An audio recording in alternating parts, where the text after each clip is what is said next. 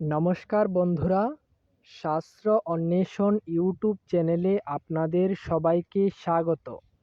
আজকে আমরা জানব একাদশী ব্রত পালন করার নিয়মাবলী ও একাদশী মাহাত্ম্য।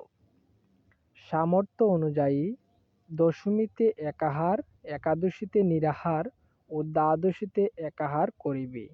ইহাতে অসমর্থ হইলে একাদশীতে অনাহার।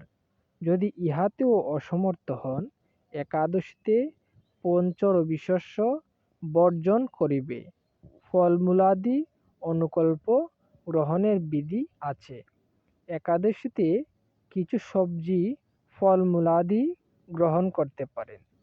একাদশী ব্রতের ফল। একাদশীতে উপবাস থাকিলে সকল পাপ হইতে মুক্তি হবে, এতে কোনো সন্দেহ নাই। ব্রহ্মবৈবর্ত পুরাণে উল্লেখ আছে।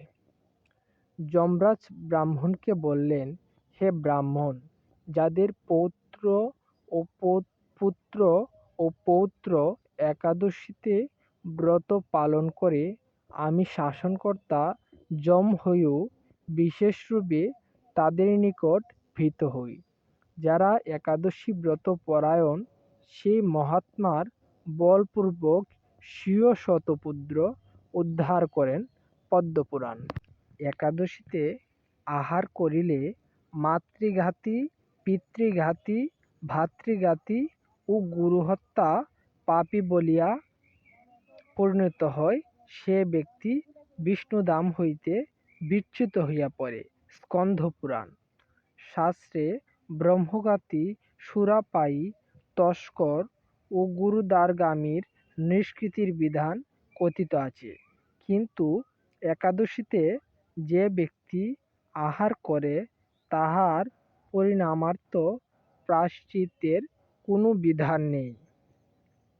পাতকী ব্যক্তি একাকী নরকে গমন করেন সত্য, কিন্তু যে ব্যক্তি অন্নভোজন করে, সে পিতৃগুণসহ নরকগামী হয়।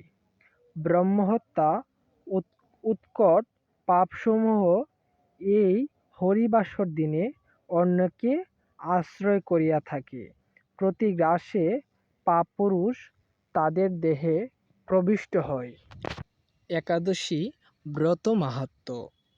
চৈত্র কৃষ্ণপক্ষীয় পাপ বিমোচনী একাদশী শ্রীকৃষ্ণ ধর্মরাজ যুধিষ্ঠিরকে বলেছেন, যারা পাপ বিমোচনী একাদশী পালন করে, তাদের পূর্বজন্মকৃত যে কোনো পাপ থাকলে তৎসমুদয় পাপ নির্মূল হয়ে থাকে।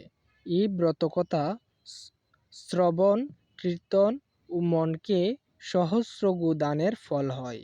ব্রহ্মহত্যাকারী, সুবর্ণ অপহরণকারী, মদ্যপায়ী ও অতি জঘন্য নিকৃষ্ট পাপীগণও পর্বত প্রমাণ পাপরাশি থেকে মুক্ত হয়ে ভগবদ্ধামে গমন করে।